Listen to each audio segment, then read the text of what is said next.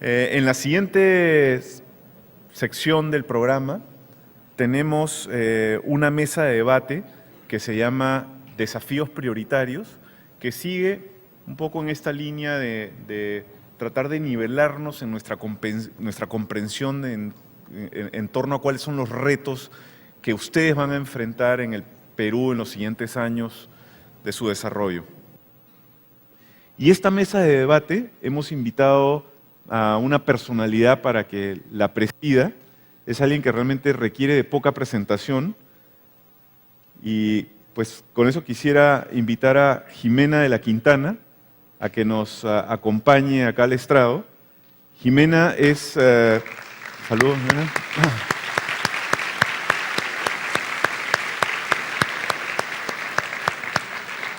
Jimena de la Quintana es una comunicadora especializada en el campo económico, es conductora del programa Rumbo Económico de Canal N y es corresponsal de la cadena Univisión en el Perú.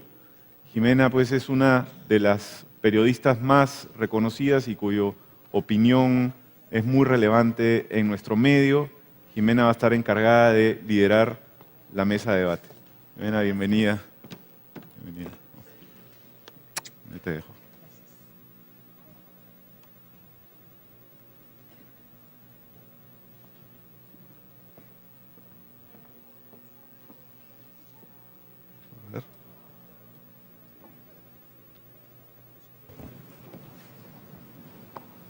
Ya, listo. Muy buenos días, muchísimas gracias a quienes están organizando el CADE, a IPAE, por invitarme esta mañana a compartir un rato con ustedes, aunque en realidad quienes van a tener la tarea más complicada, más difícil, que es exponer, que es contarles, que es hablar un poco sobre sus ideas respecto a esta sesión, que es una sesión, creo yo, bastante importante, van a ser las personas que muy bien elegidas han sido muy bien elegidas por los organizadores del CADE. Vamos a recibir a justamente quienes van a ser los protagonistas de esa sesión que se llama Los Desafíos Prioritarios. Y para hacer un poco menos formal esto y más bien poder conversar, yo voy a invitar a los tres expositores a que suban al estrado y poder presentarlos, aunque me gustaría de repente mejor que fueran ellos quienes se presentaran, que fueron ellos quienes les contaran un poco de quiénes son. Yo los conozco porque tengo la suerte de haberlos entrevistado, son súper personas, son personas no solamente muy cultas, muy enteradas, sino muy inteligentes y creo yo muy comprometidas con la sociedad. Porque si ustedes quieren ser algo en esta vida, que estoy segura lo quieren ser porque por algo están estudiando, tienen que comprometerse con sus ideas y estas personas lo están. Voy a darle la bienvenida a Carmen Rosa Graham, a Julio Kotler y a Carlos Geren.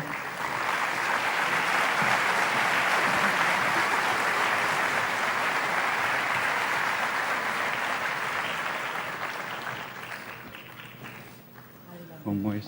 ¿Dónde? Donde tú quieras. Allá.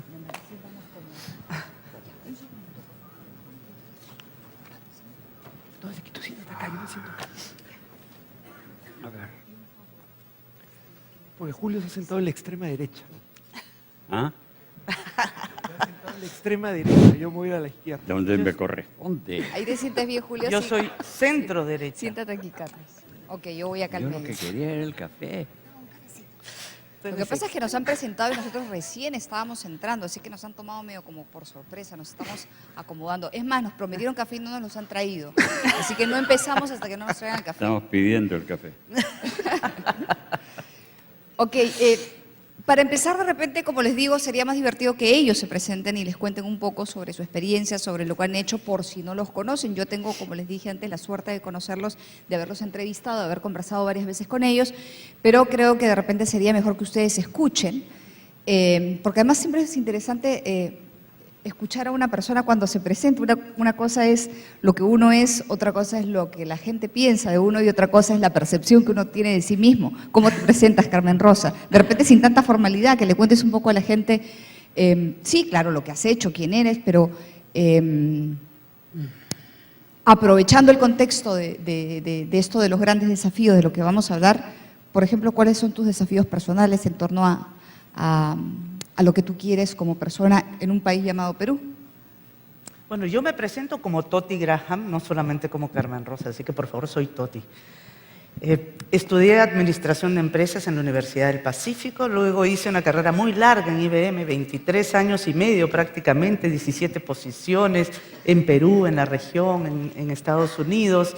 Me retiro de IBM porque ya tenía que irme a vivir prácticamente del todo fuera y la verdad que queríamos vivir en el Perú. La familia, tengo 3 hijos, más o menos de las edades de ustedes, y decidimos quedarnos en Perú y dedicarme a cosas que yo sé y que me gustan y que me satisfacen, que es los temas de gobernanza de empresas, directorios, gestión y muchas de las actividades para desarrollo social.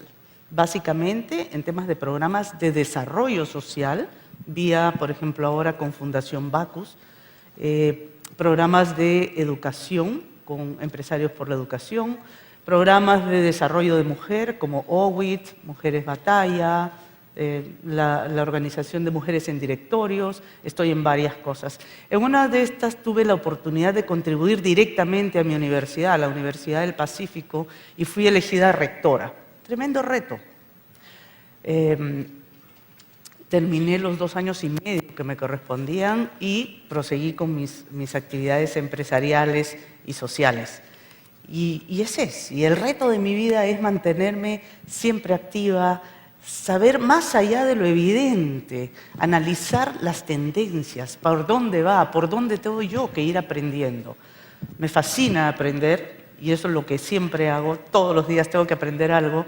Hasta hace poco estudié mi MBA porque nunca antes tuve tiempo de hacerlo. Mucha gente me decía, ¿y tú por qué haces un MBA con toda la experiencia? Oye, porque me encanta aprender, disfruto aprender y creo que ese es el reto más grande que tiene todo profesional.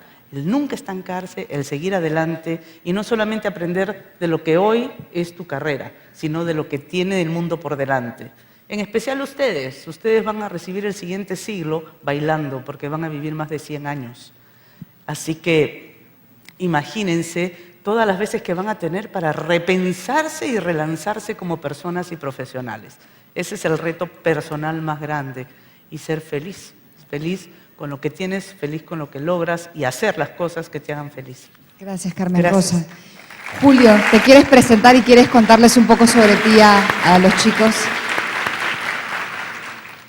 Nada, yo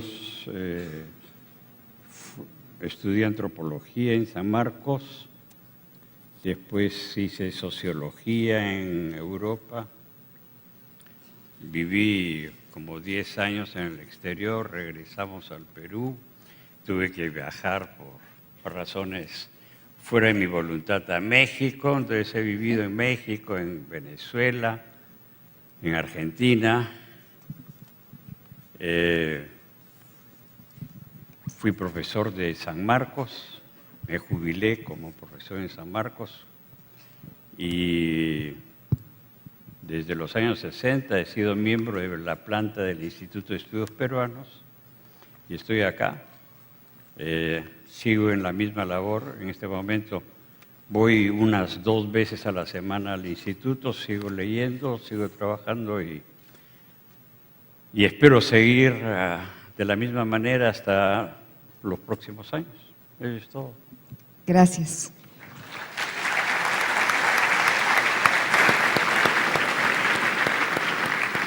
Carlos, cuéntanos. Mi nombre es Carlos Jere. Yo estudié Economía en la Universidad del Pacífico. Escribí un tiempo en las revistas de apoyo y luego me fui a estudiar Economía pura a Texas, a la Universidad de Texas en Austin. Regresé y manejé una compañía que traía profesores de Estados Unidos que se llamaba Seminarium para luego pasar a apoyo, a la consultora, donde ya estoy más de 15 años. Y mi trabajo en realidad es fundamentalmente ayudar a empresas en su estrategia y en sus negocios.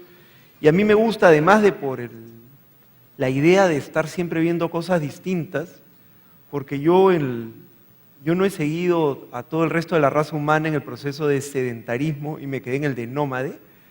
Y la idea de estar en mi oficina mucho rato me parece un lugar muy peligroso a mí la oficina. Porque en la oficina hay muchas cosas muy cómodas.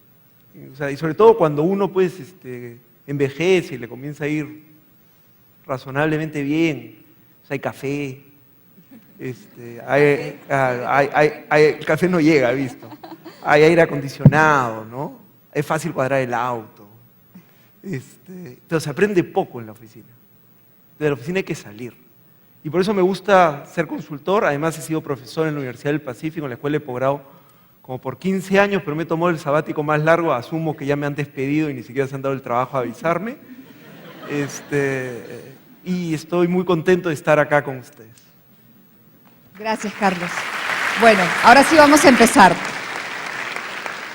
Vamos a hacer dos rondas.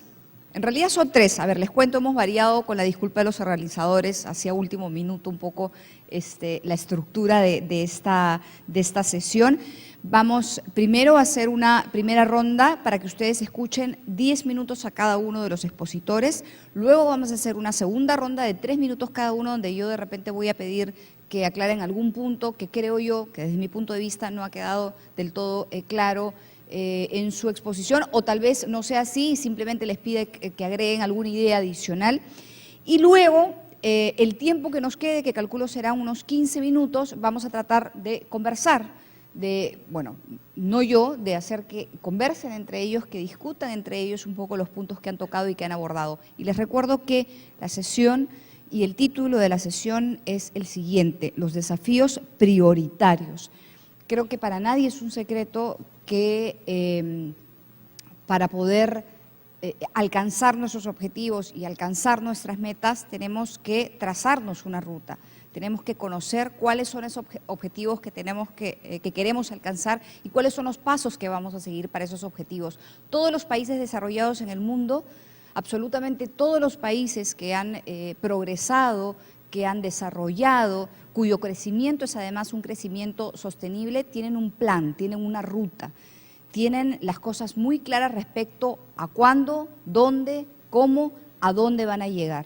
Y creo que lo prioritario es que el Perú se trace esas rutas, que se las trace de manera clara y sobre todo, y lo más importante, y creo que esto es vital y ojalá ocurra, que de hecho los últimos 20 años ha venido ocurriendo en varios sectores, que estos objetivos, que estas rutas que se tracen sean objetivos que trasciendan a los gobiernos, que no ven un gobierno y se le ocurra hacer otra cosa y otra y otra y al final terminamos, digamos, zigzagueando en ese camino hacia el progreso.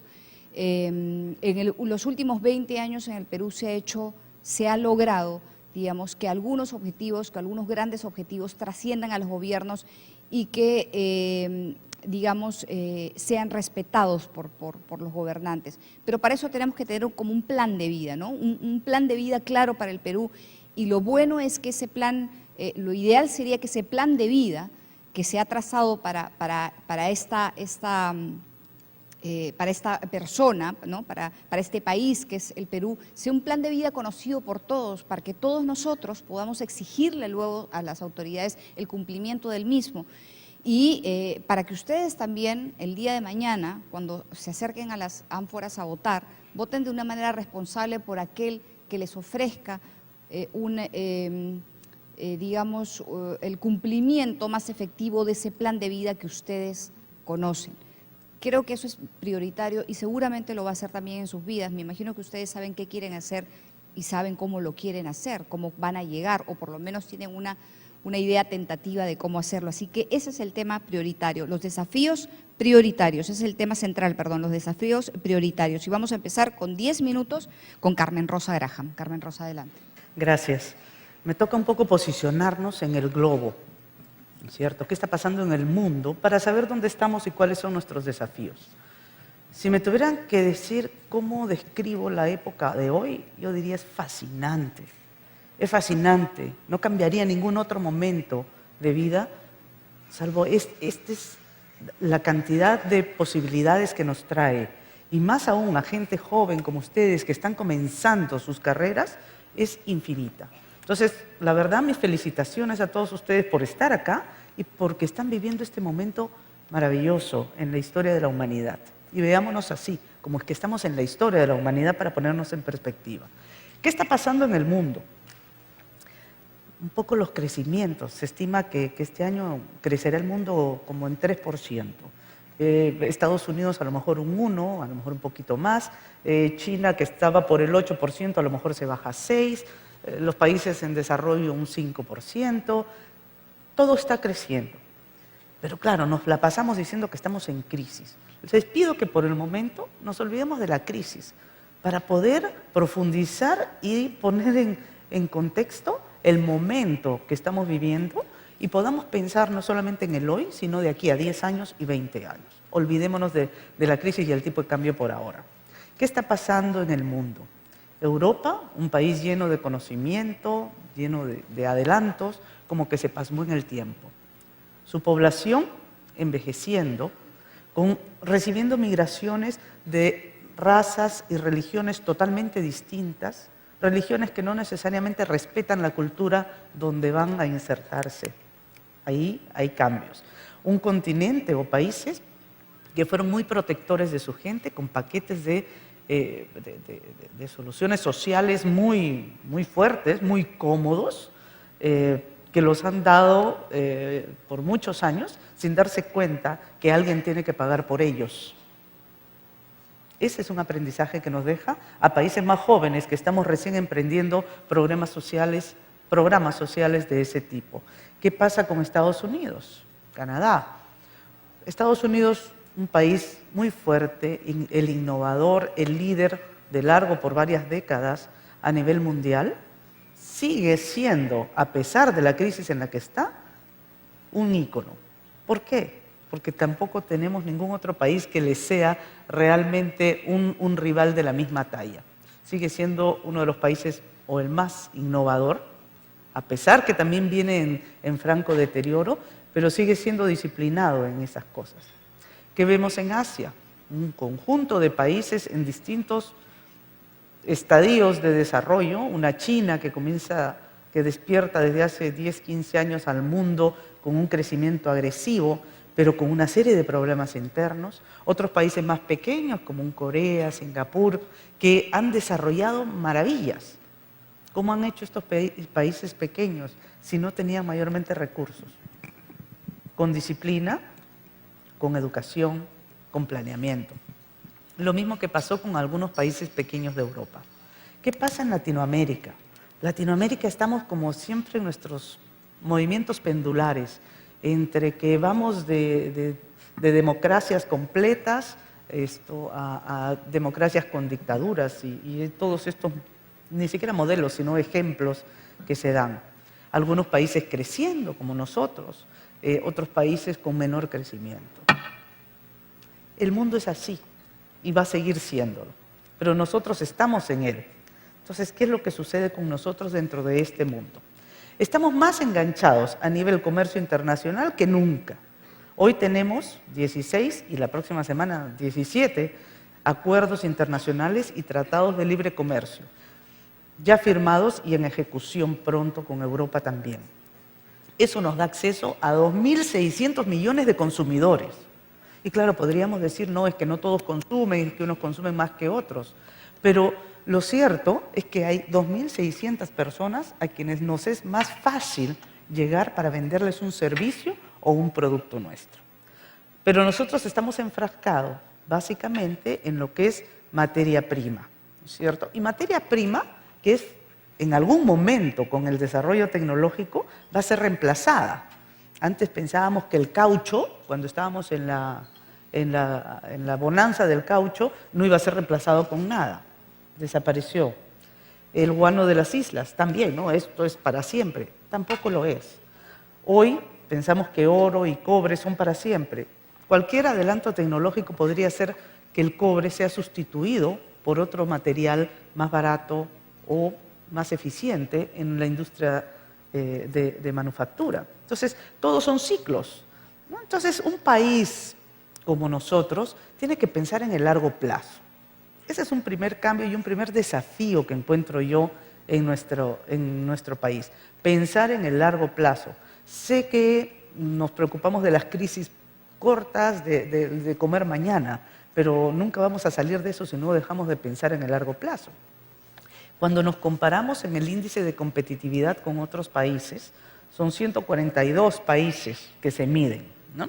Nosotros estamos en el puesto 67 y es una franca mejoría. Hace 2 años estábamos en el 78, hemos mejorado posiciones y además los otros países también están moviéndose y cambiando.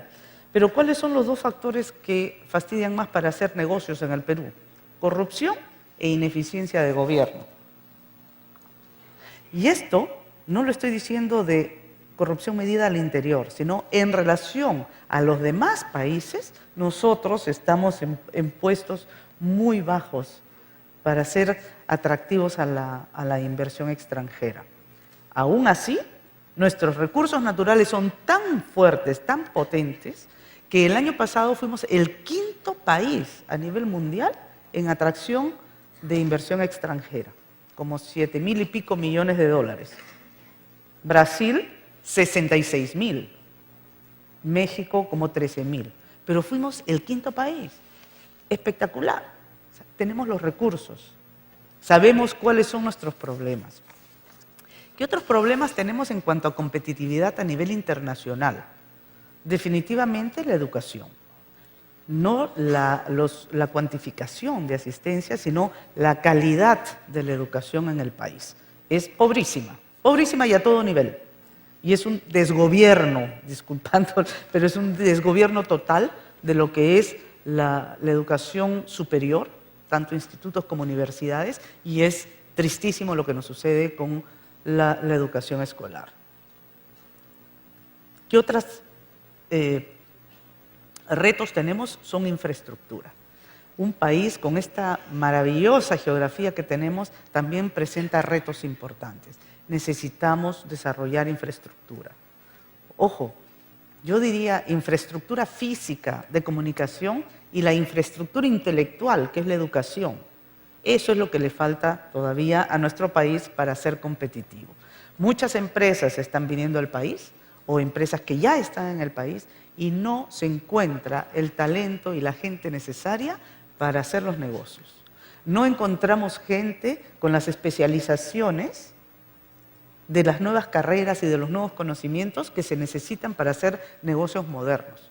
En tecnología nos vanagloriamos de estar con Facebook y con todas estas cosas muy activos, pero la tecnología de inteligencia es pobrísima, la que se desarrolla todavía en nuestro país. Y eso es lo que se nota cuando tratamos de incorporarnos al mundo.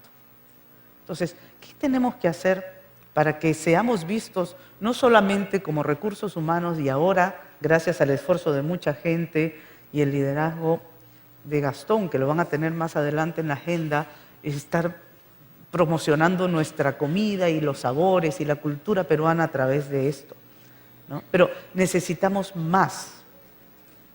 Necesitamos realmente desarrollarnos como peruanos y darle velocidad. Es que no podemos compararnos a nosotros mismos, porque nosotros podríamos sentir que estamos evolucionando y creciendo y caminando, pero la real comparación es contra el mundo. Y mientras otros están corriendo, nosotros caminamos. Y eso lo único que hace es construir gaps más profundos, grietas más profundas de subdesarrollo, porque no es solamente el subdesarrollo económico, es el subdesarrollo humano. Entonces, retos que tenemos, si vamos a la pregunta concreta, convertir estas buenas épocas que tenemos de bonanza en desarrollo. Y el desarrollo no solamente de la infraestructura física, sino sobre todo la infraestructura humana. Necesitamos mejorarnos como peruanos, construir valores, instituciones, todo eso que hace que nos fortalezcamos como país y que podamos pensar en un Perú que a largo plazo pueda salir adelante y ser un ejemplo de desarrollo a nivel mundial. No tenemos que pensar que somos un país pequeñito y estamos destinados a ser siempre pequeños. Pensemos en grande realmente. Tenemos las opciones, tenemos los recursos, es el momento de actuar. Gracias, Ximena. Gracias, Carmen Rosa. Bueno, han sido 10 minutos exactos. Gracias por cumplir el tiempo. Julio, adelante, por favor, tiene 10 minutos también. Bueno, a raíz de mis actividades como antropólogo, yo viví 2 años y medio en Huarochirí, hice mi tesis de bachillerato en San Lorenzo de Quinti, viví en la comunidad de Yacuás, tuve que, por razones de dirigencia estudiantil, tuve que vivir exiliado en Huancayo y trabajar en las comunidades de la margen derecha, tuve que vivir en Arequipa. Y una de las cuestiones que a mí siempre me llamaba la atención, todo esto, era las profundas diferencias que había en el Perú. Bueno, a raíz de todos mis estudios, he llegado a crearme mi cuadrito de problemática peruana. Se acabó, ya lo sé. La profunda desigualdad que hay en el Perú es causa de la profunda heterogeneidad y fragmentación en el país. Carmen Rosa se ha referido a la necesidad de educación, pero mientras tenemos un colegio en el cual, o una serie de colegios en la que los estudiantes pueden estar al nivel internacional, tenemos otros colegios en los cuales la gente en 5º año de primaria no sabe leer. Recordemos que en 3er año de media en el Perú, el 15% de los muchachos de 3er año de media entienden lo que leen. Mientras que vamos a otros colegios y hablan 2, 3 idiomas y entienden perfectamente bien. Es decir, las desigualdades que hay en todo, y hablo en plural, desigualdades que hay en el Perú, pocas veces uno se puede imaginar tener una situación similar en otra parte de América Latina. Desde los años 10 hemos tenido a 3 pensadores, como Víctor Andrés Belaúnde, fundador del socialcristianismo, Mariátegui, fundador del socialismo, y el señor Fernando Belaúnde Terry, fundador de Acción Popular. Los 3 tenían el mismo slogan: peruanizar el Perú. No se puede tener sociedades nacionales cuando existe una fragmentación tan fuerte y de diferencias y desigualdades tan profundas, motivo de los conflictos sociales que tenemos en la actualidad. Por eso insisto, desigualdades. La desigualdad de género que existe en el Perú, entre hombres y mujeres. Tenemos algo así como 25% de niñas que no van a la escuela, que no tienen ninguna política de protección de salud. Las desigualdades entre género es una cuestión increíble. Las desigualdades en educación, en salud, mientras que tenemos las mejores clínicas del mundo, en Lima, tenemos algo así como enfermedades bíblicas. Tenemos lepra, UTA, malaria, que son enfermedades que han desaparecido, y el rebrote de la tuberculosis en el Perú. Entonces, tenemos, y no les digo nada, las desigualdades de productividad entre Ica y Apurímac. Las desigualdades en productividad agraria puede ser que 1000 veces una de esas cosas. Mientras unos están con la chaquitaclia, los otros están con agroquímicos y maquinaria automatizada. Es decir, mientras no haya una política de peruanizar a los habitantes del Perú, es decir, que participen todos por igual en instituciones que les den sentido de igualdad, lo que vamos a tener es muchos conflictos, porque los conflictos que tenemos en la cuestión de minería no se deben únicamente a la renta minera, sino se deben también a la repulsión que viene de Lima. Todo lo que es de Lima es rechazado.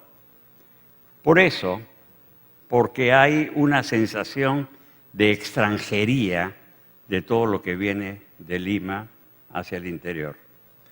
Yo lo que creo es que muchas veces los periodistas, los analistas, deben tomarse un tiempo y viajar, pero no para hacer turismo, sino para mirar, para preguntar en el interior del país. Y yo lo que creo es que el grado de fragmentación que tenemos en el país es muy fuerte. El grado de desigualdad, de desigualdades, es causa de que el país no pueda avanzar. Un país en el cual 15% de los adolescentes entienden lo que leen, está definitivamente cancelada la posibilidad de desarrollo. Y entonces quiero entrar a algo que ha dicho Carmen Rosa. No solamente que tenemos desigualdades internas, sino que con motivo del proceso de globalización, las desigualdades que van a venir van a ser aún muchísimo más agudas. Permítame darles un par de ejemplos. En este momento, la internacionalización de la educación es un fenómeno que corre por todo lado. Las 4 universidades más importantes del mundo han abierto online todos los cursos y van a dar crédito. En este momento hay un profesor de ingeniería electrónica de MIT que está dictando clases a 1.600.000 estudiantes de 44 países. Entonces, la idea de universidad tradicional de aquí a 5 años está avisado que dentro de 10 años van a haber 10 universidades en el mundo que van a dominar el conocimiento. Es decir, gente que no sepa idiomas, que no sepa matemáticas, que no lea rápido, y que no entienda rápido, va a ser desplazado a un lado. Es decir, se acabaron los libros. El e-book y el Kindle va a suprimir libros físicamente. Entonces hay una serie de nuevas habilidades que nosotros, yo por lo menos yo no uso ni siquiera celular, porque ya para mí es una cuestión muy compleja el celular. No les digo nada del smartphone y esas cosas, ya para mí es una cuestión exótica. Pero para el 85%, 90% de la población simplemente no tiene nada que decir. Esto significa que van a quedar una serie de prejuicios en la mayor parte de la población, una cantidad de ideas fijas que van a chocar con aquella juventud, que no es la juventud, sino hay una juventud que va a poderse integrar en ese mundo internacional, mientras que la otra juventud va a quedar totalmente afuera. Y entonces eso va a ser un nuevo motivo de fragmentación, de heterogeneidad, de desigualdad, que va a traer consigo, yo no sé qué tipo de conflictos hay. Entonces, insisto, y este es un problema político. Esto no es un problema de mercado. El problema político consiste en construir, subrayo la palabra, construir fórmulas de peruanización, de nacionalización de la sociedad.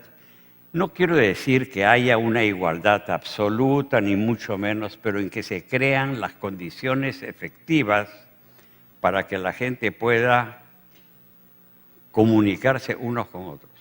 Este es un país en que la policía y el ejército no aprende quechua, cuando la mitad de la población tiene como idioma el quechua.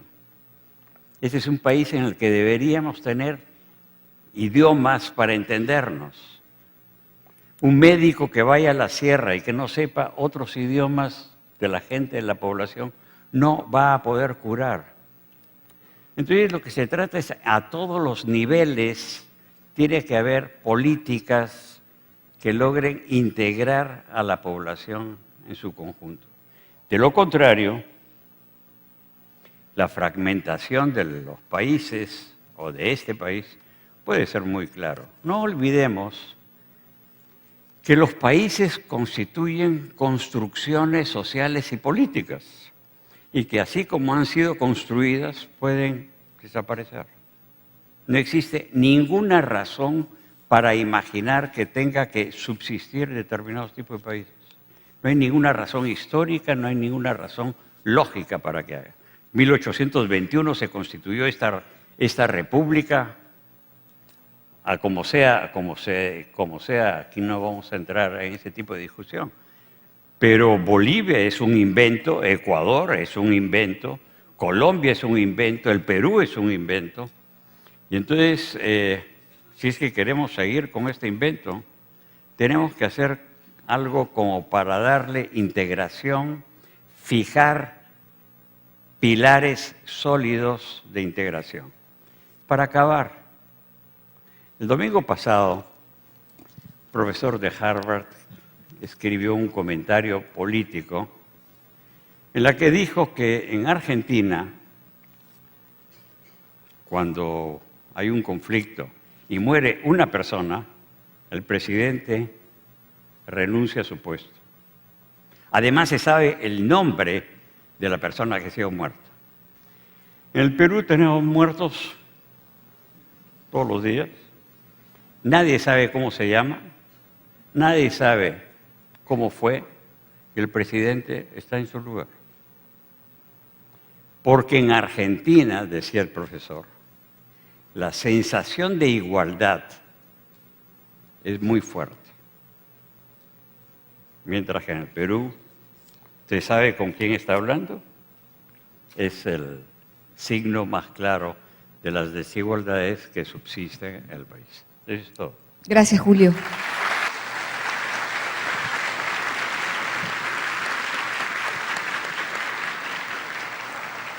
Carlos, tienes 10 minutos, adelante. A mí me pidieron que trate del tema de la economía y el consumidor. En realidad, la primera tentación que uno tiene para hablar de economía en el Perú durante los últimos 20 años es casi este mantra repetitivo de que la economía en la parte macro va muy bien, que es cierto, que las tasas de crecimiento del Perú lo vuelven una economía ejemplar en América Latina, lo cual también es cierto, y que se espera que destaque sobre el resto de países de América Latina, lo cual parecería que es cierto. Pero yo, como este es un evento académico, dado que ustedes son estudiantes universitarios, yo preferiría regresar a la clase y recordar la historia y las matemáticas para hablar de la economía y los consumidores. Y lo primero que quisiera recordar de la historia es, si uno fuera muy frío, en el límite de cínico, diría que lo único que está pasando es que estamos viviendo un cuarto boom. Hubo un boom del guano, uno del caucho, uno de la guerra de Corea y la pesca, y hoy día estamos viendo el de los minerales. Y nadie cree que los booms acaban, pero si no me quieren creer a mí que los booms acaban, está en la Biblia. Dice, 7 años de vacas gordas, 7 años de vacas flacas. Entonces esto puede pasar, y eso es algo que nosotros no debemos perder de vista. Y lo segundo que quisiera es ir a las matemáticas, y quiero ir a las matemáticas porque hablar del futuro en economía trae dosis de vanidad demasiado altas y posibilidades de acertarla demasiado bajas. Porque la verdad es que es muy difícil predecir la economía, y como ejemplo, si regresamos al 2008, septiembre del 2008 se caen las bolsas en todo el mundo, profunda desaceleración de la economía, todo el hemisferio norte sufre la peor crisis de los últimos 80 años. Eso es como que un tren vaya de frente contra la estación, contra el paradero de las combis. El problema es que nadie vio al tren. Y esa es la capacidad de predecir. Del 100% de los economistas, 99% no la vio. El día anterior decía, esto va como un avión, y el tren venía. Y de los que la vieron, en realidad, más de la mitad dio razones equivocadas sobre por qué el tren venía. Entonces, esta incapacidad de predecir hace pensar que la economía, o sea, si nosotros nos pusiéramos a pensar en la economía, es casi como el clima. Y si nos regresamos a la clase de matemáticas en el clima debe ser un montón de ecuaciones y un montón de variables que explican cómo funciona. Y la economía debe ser parecido con el problema que, al igual que el clima, no sabemos ni todas las ecuaciones, ni conocemos todas las variables. Entonces, lo que yo quiero es conversar con ustedes sobre algunas variables que deben definir el futuro de la economía y de los consumidores que forman esta economía en los próximos años en el Perú, que además estos cambios en las variables progresivamente van a ser más rápidos, como Toti nos mencionaba. La primera, y Toti hizo una mención, yo no sé si ustedes se han dado cuenta que ahora nadie se quiere morir. Es decir, Toti les acaba de vaticinar que van a vivir más de 100 años. Y eso es cierto. En el año 60 en el Perú, eso es hace 52 años, la esperanza de vida era 48 años. O sea que yo estaría en los descuentos. Hoy es más de 75 años. Otro dato interesante es, no solo la esperanza de vida se amplía, sino la relación con el trabajo se amplía.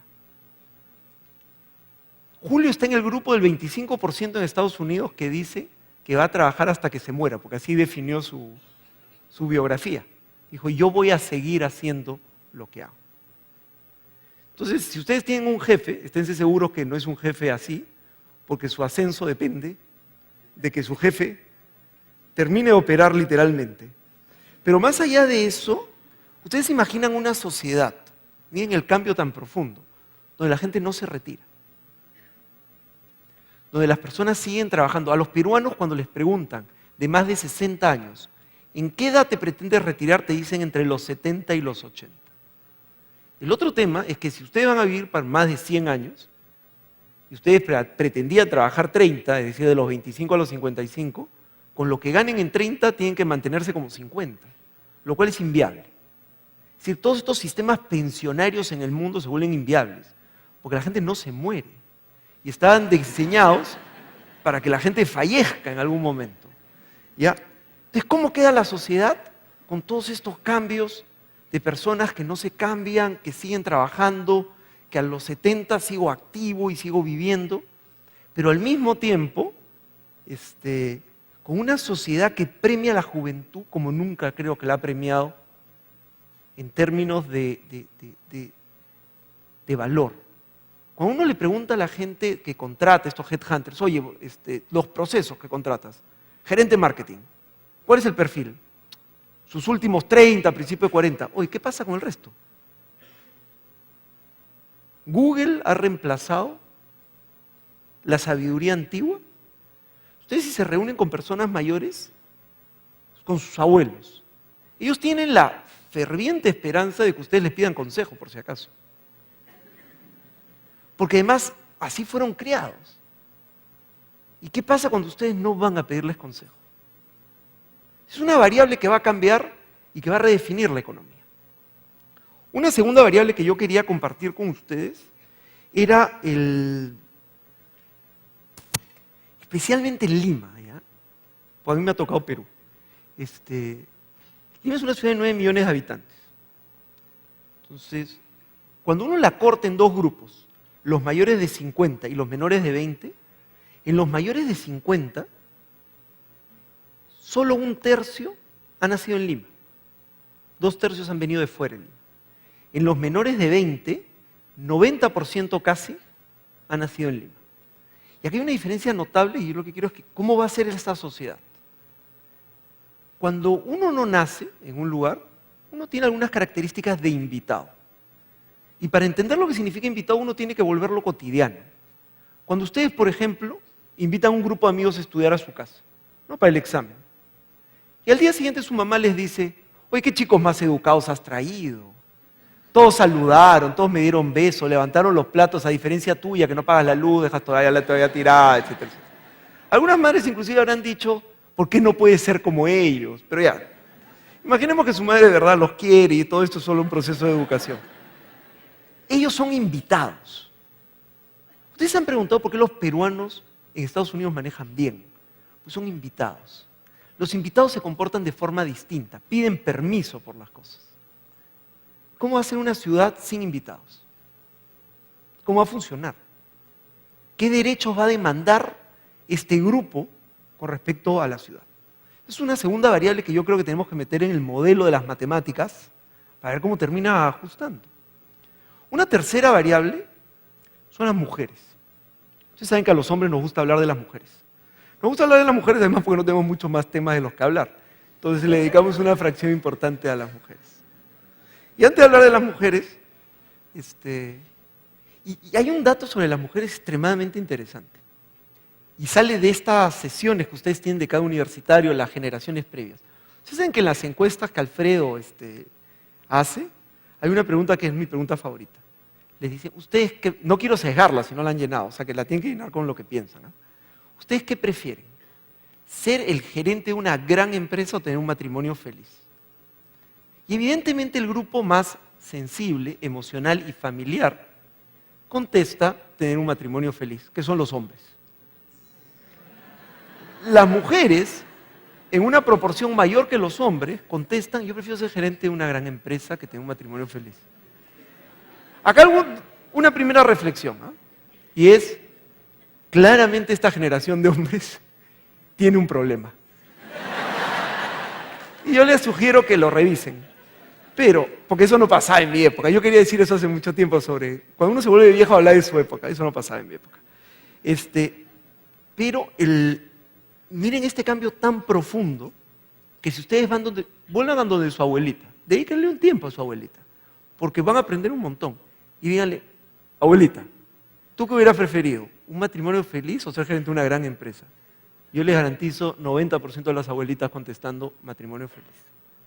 ¿Qué significa eso en la sociedad? Ustedes saben que un amigo mío dice que los hombres han aprendido lo mejor de las mujeres y las mujeres lo peor de los hombres. Ustedes se están riendo innecesariamente, ¿eh? Y les digo por qué. Porque aparte me quedan 2 minutos. ¿Qué han aprendido las mujeres de los hombres? A ser infieles y a buscar la satisfacción fuera del hogar. ¿Qué han aprendido los hombres de las mujeres? A cocinar y a criar hijos. Que son, no se rían, son 2 actividades muy importantes. Para volverlo esto serio, el 30% de las familias en Lima, que es la estadística disponible, el jefe de hogar es una mujer, no es un hombre. Cuando uno entiende que el jefe de hogar es el que pone más fichas sobre la mesa. ¿Cómo va a funcionar esa familia? ¿Qué va a comer? ¿Cómo va a interactuar? ¿En qué va a creer? Una última variable la voy a decir muy rápido porque Julio le dedicó mucho tiempo. Y yo creo que esa variable no la estamos viendo. Si fuéramos globales, que nos ha pedido Toti que seamos, le diríamos indignados, yo les voy a decir estafados.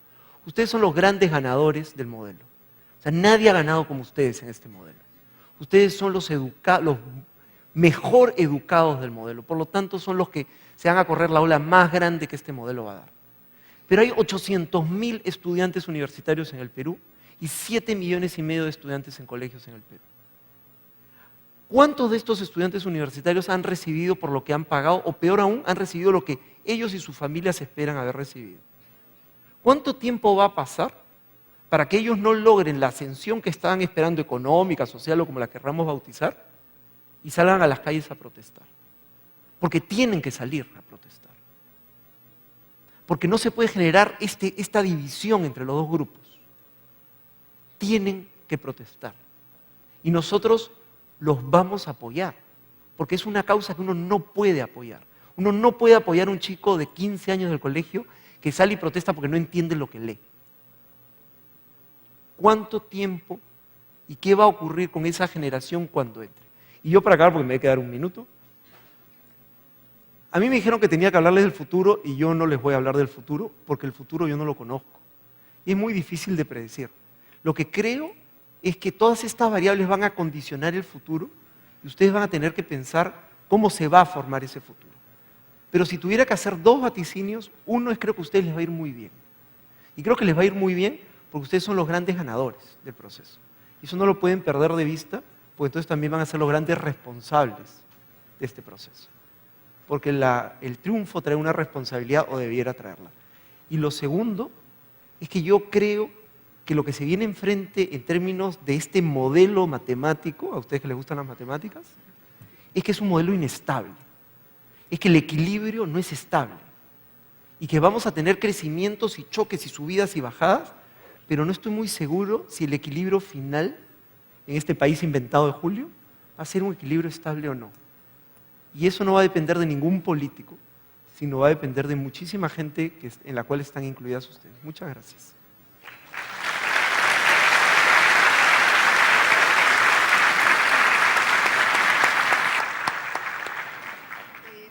Bueno, como lo han visto, cada uno de nuestros invitados a su estilo ha hablado un poco sobre estos grandes desafíos. Y yo solamente quería hacerles una pregunta y lo que quiero es que levanten la mano con total sinceridad y transparencia. No tiene nada de malo si no lo saben. ¿Cuántos de ustedes saben qué es el CEPLAN, el Centro de Planeamiento Estratégico? ¿Han escuchado hablar alguna vez de él? Son pocos. Miren, son pocos, tal vez es el 10% de la sala. El Centro de Planeamiento Estratégico es ahí donde se tiene que escribir el futuro del país. Ahí es una institución creada justamente para planificar qué es lo que queremos como país, cuáles son los objetivos que nos hemos trazado y cómo vamos a llegar a eso, cómo vamos a mejorar la calidad de la educación, cómo se va a mejorar la calidad de infraestructura, qué se va a hacer, cómo se va a hacer, cuándo se va a hacer, con quiénes se va a hacer.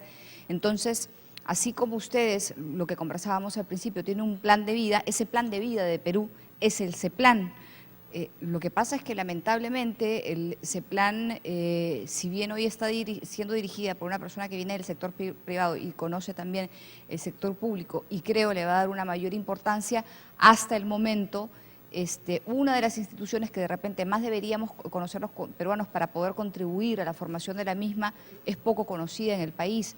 Lo que les decía es que cada uno de nuestros invitados un poco como que a su estilo han hablado sobre estos desafíos, ¿no? No han hecho una lista de cuáles creen ellos que son los desafíos del Perú, pero sí han mencionado los puntos más importantes que creen ellos deberían ser alcanzados o cumplidos. Yo quería preguntarle a Carmen Rosa, antes de iniciar esta ronda, esta conversación que hemos definido, vamos a hacer.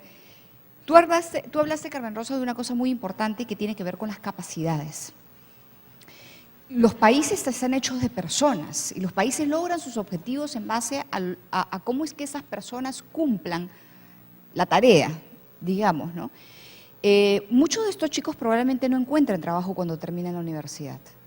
Y disculpen que se los diga de manera tan directa, pero saben que es así además. Y muchos de ustedes han estudiado una carrera para la cual no hay trabajo. ¿Alguno de ustedes averiguó antes de estudiar, por ejemplo, si es que en lo que han decidido estudiar hay empleo? ¿Saben ustedes, por ejemplo, que el mercado hoy solicita mucho ingeniero textil, mucho geólogo y mucho de muchas carreras que hoy nadie estudia? De repente muchos de ustedes van a ser abogados, contadores, pero no se han preocupado o no se preocuparon antes en averiguar qué es lo que el mercado hoy solicita. Y ese es un tema bien preocupante sobre el cual los medios hemos estado hablando bastante, pero sobre el cual muy pocos saben quienes más deberían saber, que son ustedes. Y yo quería preguntarte sobre ese tema vinculado a las capacidades. Lo que quería preguntarte es, la gente o el país se hace en base a, el país se hace en base a su gente, y su gente es lo que sabe, ¿no es cierto? Y el país se desarrolla en base a su capital humano, que es lo más importante que tiene una nación. Yo quería preguntarte cómo ves el desarrollo de capacidades en Perú. O sea, ¿qué tanto está aportando el Estado, la universidad, para el desarrollo de esas capacidades? Porque, claro, podemos tener los objetivos muy claros y el CEPLAN puede tener los objetivos muy claros y demás, pero si no desarrollamos capacidades para cumplir esos objetivos, entonces estamos en nada. Así es. Correcto. Gracias. Gracias, Jimena. En el país no tenemos la menor idea, como país, de qué hacer con la educación. La verdad, yo sí me he leído todo lo del CEPLAN, he participado en parte del plan, en los capítulos de innovación y educación. He leído con detenimiento el Plan Nacional de Educación que hace el Consejo Nacional de Educación, y la verdad que es prácticamente más de lo mismo. No hay una evolución importante, es lo que les decía, queremos caminar. Nuestra meta, la alfabetización. Y es cierto, es el primer paso, pero tu objetivo tiene que ser en tener gente competitiva, competente, con esas capacidades que no es solamente la parte académica. Esas capacidades que son un conjunto de valores, de práctica y de actitud. Una buena comunicación. Ojalá fuera solamente tu idioma. Yo creo que deben de ser por lo menos 3 y 4 idiomas, lo que cualquier persona en el Perú debería de poder dominar. Ojo, en algunos de nuestros sectores en la selva son capaces de comunicarse hasta en 7 dialectos. O sea, los idiomas no es un tema de capacidad intelectual, es un tema de querer tener idiomas. En Europa te hablan 5 idiomas como si nada. Entonces, tampoco tenemos que decir, es que yo de mi idioma y si no, no entendí nada. Oye, haz tu esfuerzo, ¿no es cierto? Creo que cuando hablamos de capacidades, además, hay algunos valores que se van tergiversando en el modo de llegar a la sociedad. Hay 2 en general. Uno, el emprendedurismo, que yo le tengo especial respeto a lo que realmente es, porque ser emprendedor es una capacidad bien importante y que uno tiene que trabajarla muy fuerte, y dista mucho de que emprendedor es aquel que se recursea porque obviamente no consigues trabajo. Ese no es un emprendedor, ese es alguien que se está recurseando. Emprendedor es el que lidera, el que moviliza masas, el que tiene la actitud de crear algo cada vez más grande. Cuando yo era rectora de la universidad y por ahí me venía un chico y me decía, no, es que mi objetivo es hacer este negocito. Oye, no me digas que estás estudiando en la universidad de los negocios para hacer un negocito. Tú dime que vas a comenzar por un negocito y me vas a hacer una cadena. Pero no pensar en chiquito. Esas capacidades de pensar en grande nos falta. Esa capacidad de no pensar solamente en mi cuarto, en mi aldea, sino en el mundo entero. Y ahí, inclusive, por ahí después los atajo a Julio con este tema de por qué pensamos así, por qué somos tan individualistas en el Perú, porque al final el que no quiere hacer empresa grande es porque a lo mejor no se siente capaz de movilizar gente, porque esas grandes son también las que proveen mayor capacidad y capital intelectual que puede ser transferido a otros, ¿no? Y es ahí donde se crea también conocimiento en empresas y asociaciones grandes y fuertes. Entonces, no tenemos un plan en educación. Nosotros, cuando escogemos una carrera, no hacemos las averiguaciones. Vergüenza debería darnos a cada uno de los que actúan así, porque solamente le preguntaron al tío, ¿y tú qué estudiaste y dónde? ¿No es cierto? No hemos ido a preguntar qué es lo que necesita el Perú. Y creemos además que solamente los títulos universitarios nos sacarán de la pobreza, cosa que tampoco es así. Tenemos una serie de paradigmas locales en que, por ejemplo, a la educación técnica no le damos el valor que le corresponde. Hoy muchísimos trabajos están requiriendo capacidades técnicas, no las tenemos bien desarrolladas. Hoy necesitamos, por otro lado, en el campo profesional, especializaciones que no nos damos localmente. Si ustedes me dicen qué necesita la banca, qué necesita el sector distribución, yo les diría, necesito analytics, necesito capacidad de análisis de información. No tenemos, no desarrollamos. Cada empresa tiene que comenzar a capacitar gente, mandarlos fuera y qué sé yo. No hay. Y esto ya comenzó en el mundo hace años, ¿no? Esto no es nada nuevo. Entonces, creo que el cambio tiene que comenzar por la gente y eso es lo único que va a cambiar al Perú. Cuando nosotros cambiamos como personas, seremos capaces de cambiar instituciones, de fortalecerlas. Seremos capaces de votar por gente decente para que nos gobiernen y no estar votando por perdedores o porque habló bonito en la plaza o porque qué pena pues que se funde el otro, porque todos nos fastidiamos con ese tipo de decisión. Entonces, el paradigma del peruano sufrido oye, esto no es así. Nadie va a venir a sacarnos. Y a mí por eso me encantó la vez pasada que Bill Gates dijo, al Perú no hay que darle más recursos. ¿Qué es lo que nos estaba diciendo Bill Gates? Nos estaba diciendo, ustedes lo tienen, ahora el esfuerzo es tuyo, como gente, como personas tenemos que salir adelante. Ya no estamos para extender la mano y que nos den. Hay que ponernos con estas mismas manos a trabajar. Gracias, Carmen Rosa. La pregunta que quería hacerle a Julio, un poco en base también a lo que él había, les había contado, él dijo que una de las cosas que más le preocupaba era el tema de la desigualdad. Y lo que yo te quería preguntar, Julio, Porque claro, cuando nos trazamos esos objetivos, estos desafíos prioritarios, dentro del esquema que tú describiste, para ti uno de esos desafíos debe ser terminar con la desigualdad, ¿no es cierto? La extrema desigualdad. Lo que yo te quería preguntar es, ¿estamos en el país hoy construyendo más desigualdad o menos desigualdad? Más. Quiero hablar sobre esto. Todo país, toda sociedad axiomáticamente va a ser desigual. Pero sabemos que América Latina es la región más desigual del mundo y el Perú y Brasil están en la cabeza de esa situación. ¿Por qué creo que estamos creando más desigualdad? Porque estamos creciendo económicamente. Y entonces vas a tener sectores que van a estar incorporados en esas industrias, en esas empresas, y cada vez más gente se va a quedar atrás. Porque no existe, yo soy de las personas que no creo, yo sí creo en el Estado. Yo creo que es política lo que se necesita para mejorar o para limar las extremas desigualdades.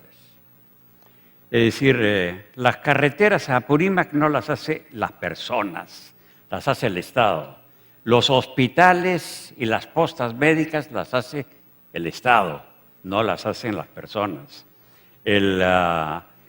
Eliminar los agroquímicos. Se habla ahora mucho de la contaminación ambiental, pero nadie habla de las importaciones de fertilizantes al Perú, fertilizantes que ningún país desarrollado usa. Hay que ir a todas estas partes y ver de qué manera la contaminación que se supone que hacen las minas son las contaminaciones de los fertilizantes agroquímicos que hay acá. Necesitamos un Estado que controle las medicinas. El Perú es el país más caro en medicinas en América Latina. Es una vergüenza lo que tenemos acá. Si no hay Estado, cuando yo digo, no estoy hablando de Estado en el sentido abstracto. ¿Dónde está SENASA? ¿Dónde está DIGESA?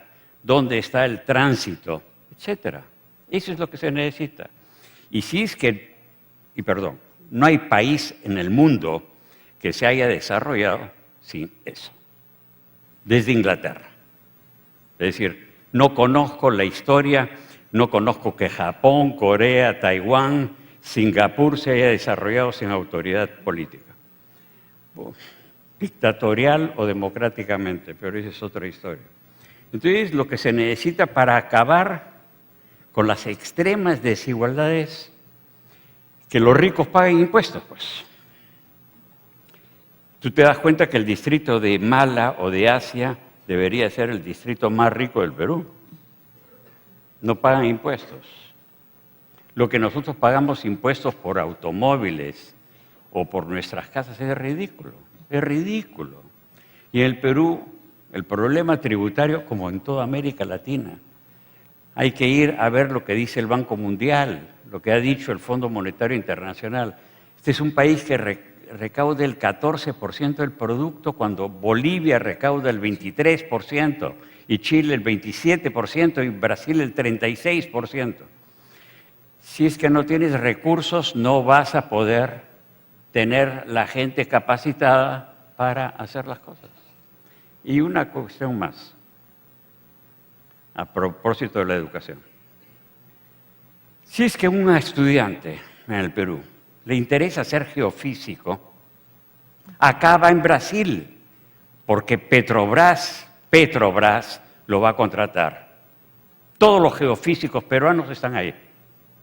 Todos los matemáticos peruanos están en Brasil. Todos los ingenieros de selva están en el Brasil. No están acá. ¿Por qué? Porque ahí hay Petrobras y hay empresas públicas que van a tener a los profesionales. Exxon no tiene interés en hacer experimentos en el Perú ni contratar químicos peruanos para que desarrollen. Son las empresas públicas y las empresas estatales las que contratan profesionales, desarrollan ciencia y tecnología. No digo que debe ser monopolio del Estado, ni mucho menos. Pero ingenieros petroleros en el Perú, ¿para qué? se van a ir pues a Nigeria a trabajar, ¿no? ¿Quién los va a contratar en el Perú?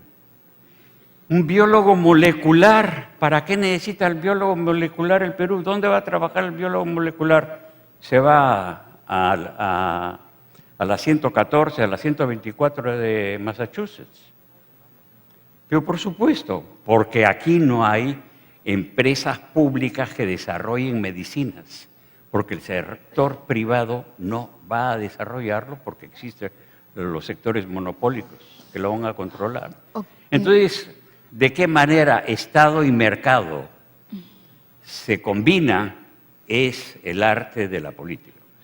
Julio ha planteado un tema interesante que de repente sobre el cual podríamos conversar después de hacerte la última pregunta, Carlos, que tiene que ver sobre cómo deben combinarse, ¿no? Lo que dijo Julio, Estado y sector privado para lograr justamente estos retos y estos objetivos. Hay personas que creen, los que estudian economía y los que no estudian economía, leyendo periódicos, si es que leen, espero que sí, saben, es que uno de los grandes debates sigue siendo, ¿no es cierto?, en muchos países, qué tan presente debe estar el Estado en la economía. Quería preguntarte, Carlos, tú hablaste dijiste que no podías hablar del futuro porque, bueno, nadie es adivino ni nadie sabe qué es lo que viene después, pero un poco considerando las bases que se están sentando para ese futuro, ¿tú cómo lo imaginas, cómo lo alucinas en el caso peruano, concretamente? O sea, porque mira, el Perú ha dejado de ser un país, ¿no es cierto?, pobrecito en el sentido de que tenga que ir y tocarle la puerta a los grandes para pedir dinero. Ya hemos tenido varios años de buen comportamiento, de buen performance que nos han permitido ahorrar y más bien dar el ejemplo en política económica. Tanto así que estamos creciendo, que somos uno de los países, como ustedes saben, que más crece en el mundo. O sea, en el mundo, no aquí en América Latina, en el mundo. Hoy el presidente del Perú va a dar cátedra de economía a otros países del mundo sobre cómo hemos hecho bien las cosas. Miren los europeos y los estadounidenses que siempre nos querían dar el ejemplo en todo, ahora están al revés, ¿no? Queriendo aprender de cómo hicimos nosotros bien las cosas. Un poco tomando en cuenta las bases que se sientan, ¿qué futuro crees tú que tiene hoy el país, considerando lo que hoy se hace? O sea, te voy a obligar a que hables del futuro, quieras o no. Yo lo que creo es que es un equilibrio complejo, porque el Perú ha tenido la suerte en los últimos años de tener este boom minero. Este boom minero le ha puesto una cantidad de gasolina. Dense cuenta una cosa. El presidente García, en su segundo gobierno, no en el primero, fue el primer presidente después de Odría que su ministro de Economía le dijo tenemos plata. En el Perú no existía ese concepto de tenemos dinero de parte del Estado. Razón por la cual el Estado desarrolló una serie de mecanismos para no gastar. Y este boom minero nos ha llevado a nosotros y nos ha empujado como meterle gasolina en 97 a un auto.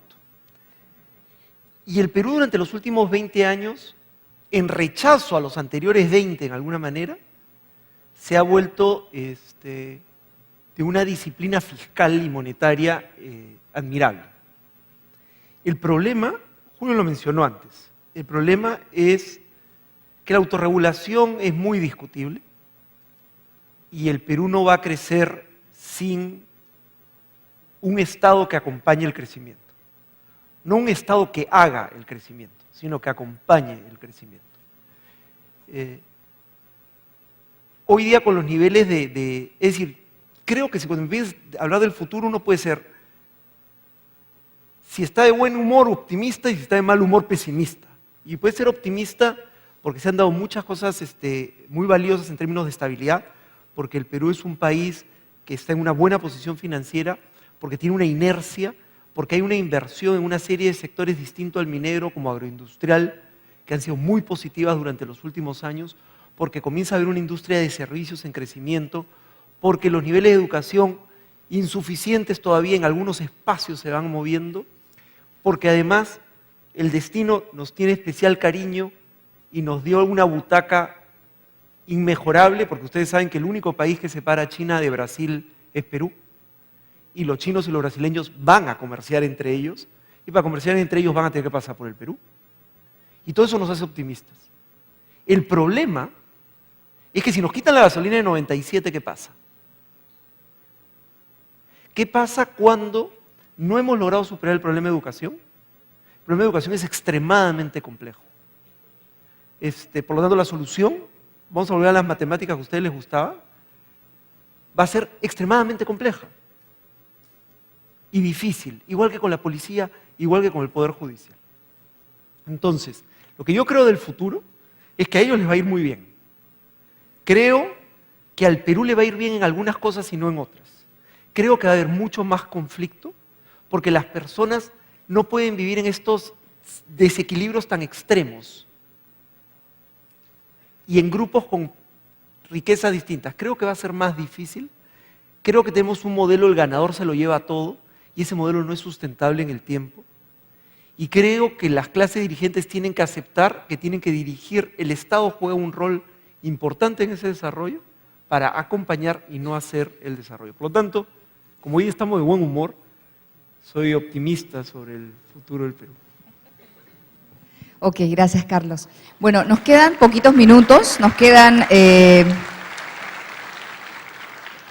Yo tengo 10:56, ¿esa es la hora? ¿Sí? ¿Más o menos? Ya, como estamos de buen humor, va a ser 10:56 entonces.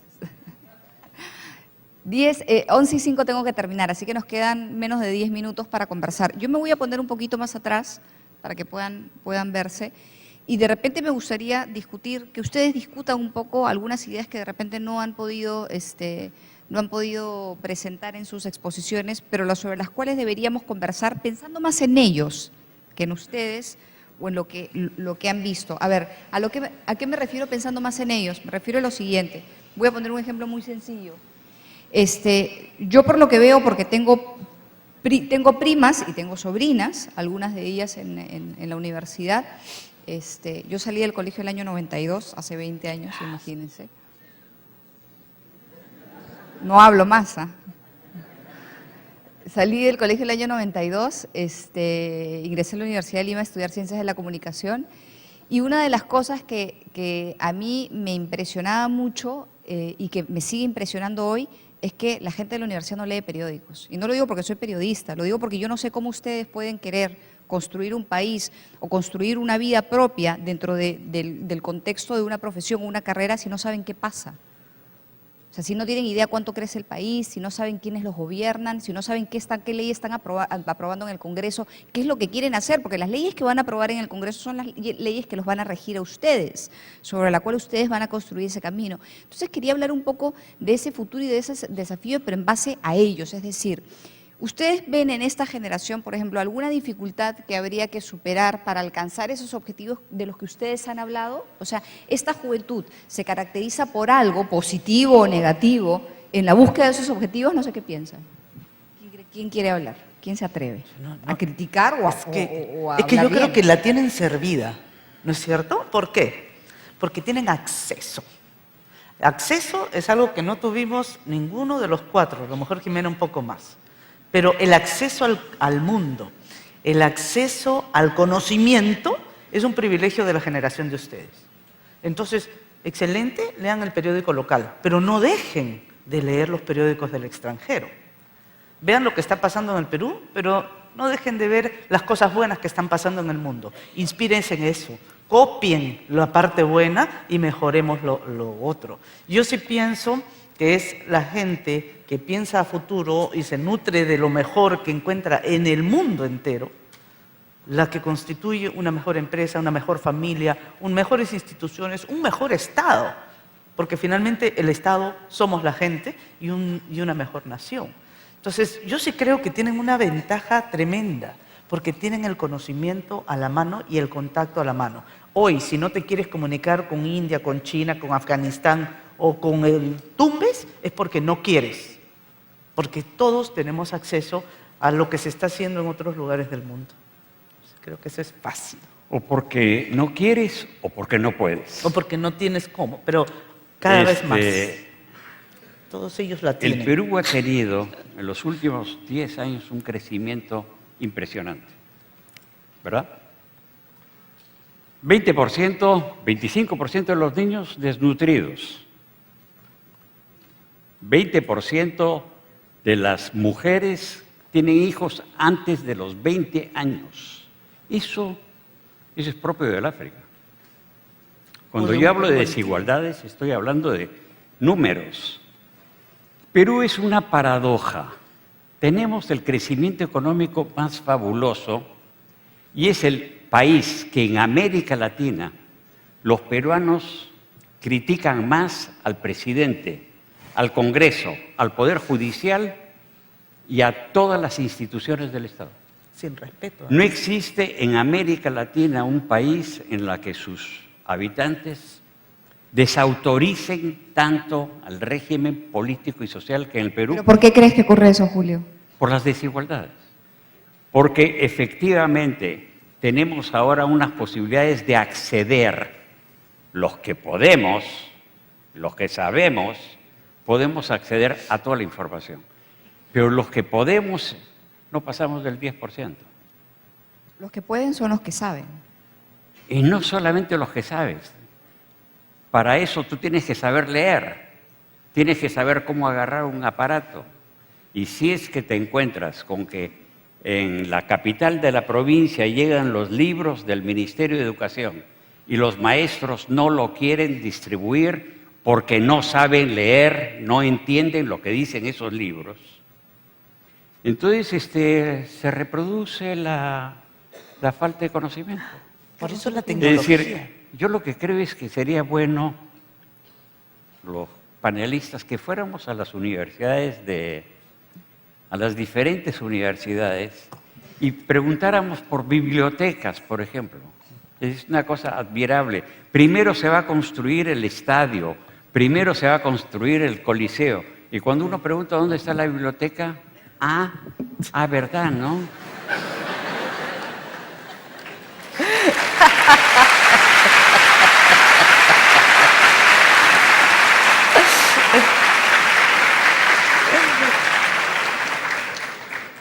Yo tengo la impresión de que uno cuando se va haciendo viejo descubre algo evidente, que es que todas las monedas tienen dos lados. ¿Ya? Lo digo por mí, ¿ah? Yo creo que, claro, Toti nos habla de un lado de la moneda. De los de acá. El otro lado de la moneda es capitalismo salvaje. ¿Ya? Yo soy economista.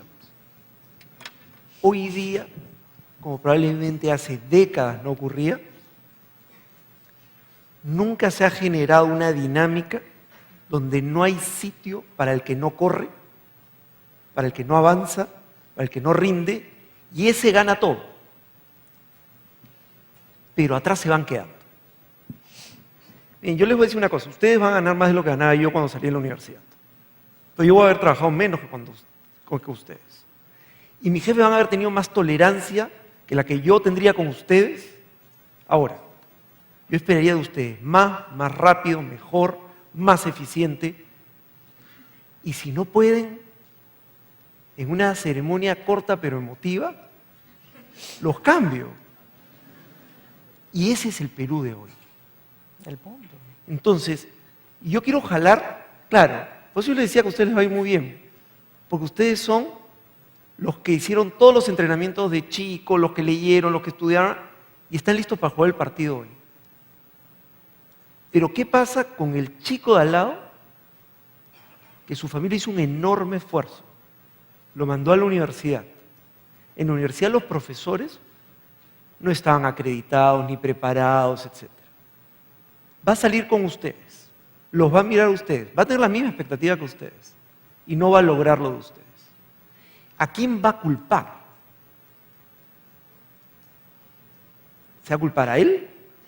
¿Va a culpar a la universidad? ¿Va a culpar al Perú? ¿Va a culpar a los ricos del Perú? ¿Qué tan estable es eso?